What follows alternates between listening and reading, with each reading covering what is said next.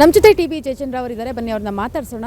Sir, ಇವತ್ತು ರಾಜಭವನ ಚಲೋ ಪ್ರತಿಭಟನೆ ಹಮ್ಮಿಕೊಂಡಿದ್ದೀರಾ. ಇವಾಗ ಕೇವಲ ಒಂದು ವಾರಗಳ ಹಿಂದೆ ಅಷ್ಟೇ ಫ್ರೀಡಂ ಪಾರ್ಕ್ನಲ್ಲೂ ಪ್ರೊಟೆಸ್ಟ್ ಮಾಡಿದ್ರಿ, ಜೊತೆಗೆ ಇಡೀ ರಾಜ್ಯದಾದ್ಯಂತ ಪ್ರೊಟೆಸ್ಟ್ ಮಾಡಿದ್ರಿ. ಮತ್ತೆ ರಾಜಭವನ ಚಲೋ, ಇದರ ಮುಖ್ಯ ಉದ್ದೇಶ ಏನು ಸರ್? ಇದು ಏನಂದರೆ, ಸಾಂವಿಧಾನಿಕ ಹುದ್ದೆಯನ್ನು ಅಲಂಕರಿಸತಕ್ಕಂಥ ರಾಜ್ಯಪಾಲರು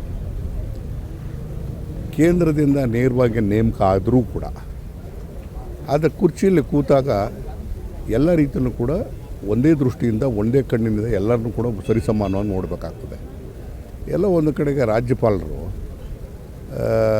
ಪಕ್ಷಪಾತಿ ಧೋರಣೆಯನ್ನು ಅನುಸರಿಸ್ತಿದ್ದಾರೆ ಅಂತಕ್ಕಂಥ ಭಾವನೆ ಬಂದಿರತಕ್ಕಂಥ ಹಿನ್ನೆಲೆಯಲ್ಲಿ ಇವತ್ತು ಅವರ ಜವಾಬ್ದಾರಿಗೆ ಕ್ಲಿಯರೆನ್ಸಸ್ ಕೊಡೋವಂಥ ಸಂದರ್ಭದಲ್ಲಿ ಆಡಳಿತ ಪಕ್ಷಕ್ಕೊಂದು ವಿರೋಧ ಪಕ್ಷಕ್ಕೊಂದು ಅಂತೇಳಿ ಮಾಡ್ತಿದ್ದಾರೆ ಅಂತಕ್ಕಂಥ ಭಾವನೆ ಬರ್ತಕ್ಕಂಥ ಹಿನ್ನೆಲೆಯಲ್ಲಿ ಅನಿವಾರ್ಯವಾಗಿ ರಾಜ್ಯಪಾಲರಿಗೆ ನಿಮ್ಮ ಮುಂದೆ ಇರತಕ್ಕಂಥ ಕಡತಗಳು ಏನಾಗಿದೆ ಅಂತೇಳಿ ಪ್ರಶ್ನೆ ಮಾಡೋದಕ್ಕೋಸ್ಕರ ಹೋಗ್ತಾ ಇರ್ತಕ್ಕಂಥದ್ದು. ಸರ್, ಇದೊಂಥರ ರಾಜ್ಯಪಾಲರು ವರ್ಸಸ್ ಸರ್ಕಾರದ ಒಂದು ತಿಕ್ಕಾಟ ಶುರು ಆಗಲಿಕ್ಕೆ, ಸಂಘರ್ಷ ಶುರು ಆಗಲಿಕ್ಕೆ ಮತ್ತಷ್ಟು ಬುನಾದಿಯನ್ನು ಹಾಕೊಟ್ಟಂಗೆ ಆಗಲ್ವಾ? ಯಾಕಂದರೆ ಈಗಾಗಲೇ ಸಾಕಷ್ಟು ಬಿಲ್ಗಳನ್ನು ರಾಜ್ಯಪಾಲರು ವಾಪಸ್ ಕಳಿಸ್ತಾ ಇದ್ದಾರೆ.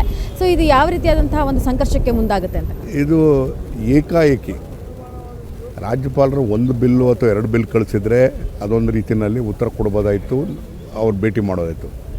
ಸಾರಾಸಗಟಾಗಿ ಎಲ್ಲರೂ ಕೂಡ ಇದ್ದಾರೆ. ಸೊ ಇದು ಯಾವ ರೀತಿಯಾದಂತಹ ಒಂದು ಸಂಘರ್ಷಕ್ಕೆ ಮುಂದಾಗುತ್ತೆ ಅಂತ?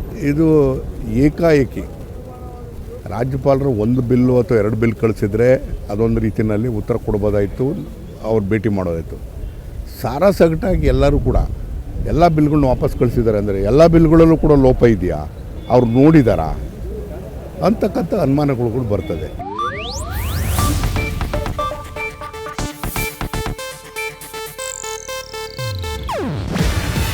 ಇದು ಏಷ್ಯಾನೆಟ್ ನ್ಯೂಸ್ ನೆಟ್ವರ್ಕ್ ಪ್ರಸ್ತುತಿ.